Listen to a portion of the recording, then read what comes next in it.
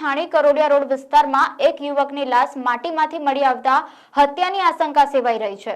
Police કાફલો બનાવ સ્થળે આવી પહોંચ્યો હતો અને મૃતકની ઓળખ કરવાની તજવીજ પણ હાથ ધરી છે। છાણી ગુરુદ્વારા સામેના રસ્તેથી કરોડિયા તરફ જતા ક્રિકેટ ગ્રાઉન્ડ નજીક યુવકની લાશ મળી આવતા ચકચાર મચી હતી। મરનાર યુવકના મૃતદેહને માટી વડે ઢાંકવાનો પ્રયાસ કરવામાં આવ્યો હતો। બનાવના સ્થળે ડીસીપી તેમજ એસીપી સહિતના અધિકારીઓ આવી પહોંચ્યા હતા।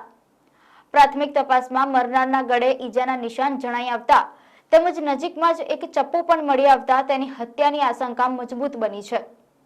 આ ઉપરાંત પોલીસને એક બાઇકની ચાવી પણ મળી આવી છે, જેથી પોલીસે જુદી જુદી ટીમો બનાવી બનાવની તપાસ શરૂ કરી છે।